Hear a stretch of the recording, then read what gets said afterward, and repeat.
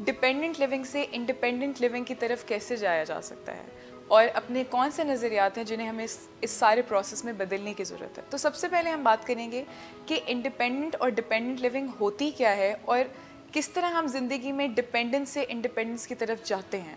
مس شمائلہ آپ بتائیں گی کہ انڈیپینڈنٹ لیونگ اور ڈپینڈنٹ لیونگ سے کیا مراد ہے؟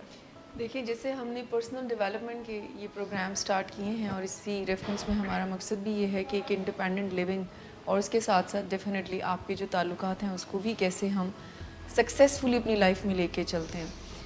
دیکھیں جب بچہ پیدا ہوتا ہے تو وہ ٹوٹلی ڈیپینڈنٹ ہوتا ہے اپنی مدر کے اوپر, اپنی فیملی کے اوپر, اور آہستہ آہستہ یہ ڈیپینڈنسی جو ہے وہ ان پرنسپل کم ہونی چاہیے. یعنی ٹین ایجنگ میں اب وہ ہاتھ سے کھانا کھا سکتا ہے, چینج خود کر سکتا ہے, اپنے چھوٹے موٹے کام خود کر سکتا ہے. سو وہ ڈپینڈنسی سے انڈیپینڈنس کی طرف چھوٹے چھوٹے اسٹیپ لے رہا ہوتا ہے. یہ نیچرل وے ہے نا. اب ایڈلٹہڈ میں وہ ٹوٹلی انڈیپینڈنٹ ہو چکا ہونا چاہیے. لیکن آپ دیکھیں کہ ہمارے ہاں ابھی بھی 16-17 سال کے بچے کو مدرز اپنے ہاتھ سے کھانا کھلا رہی ہوتی ہیں اور ان کے سارے کام خود کر رہی ہوتی ہیں.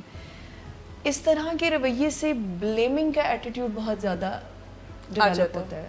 نہ صرف کہ بچوں کے ساتھ بھی آپ دیکھیں کہ اور بھی بہت سارے ریلیشن, جیسے وائف ہسبینڈ کا ریلیشن ہے, اس میں بھی آپ کو ڈپینڈنس ذرا زیادہ نظر آتی ہے. انڈیپینڈنٹ یعنی اسپاؤزل ریلیشن شپ میں وائف جو ہے وہ زیادہ ڈپینڈنٹ ہونا شروع ہو جاتی ہے ہسبینڈ کی, یا husband in other words dependent ہونا شروع ہو جاتی ہے. یعنی جو کام وہ خود بھی کر سکتا ہے.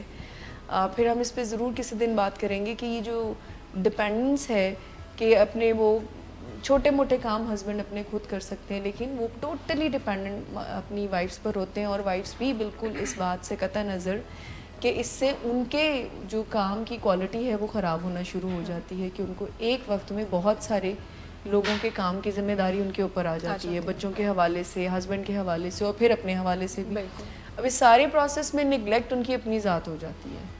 سو انڈیپینڈنٹ لیونگ کے نظریات, یعنی ہم یہ سیکھیں گے آج کے پروگرام میں کہ وہ کیا ہمیں پرنسپل اپنی زندگی میں وہ کون سا اصول لانے کی ضرورت ہے جس سے کہ ہماری ڈپینڈنسی سے انڈیپینڈنس کی طرف لائف جو ہے وہ موو کرنا شروع ہو جائے, اور ہم اچھے سے اپنی زندگی کی ذمہ داری کیسے لے سکتے ہیں.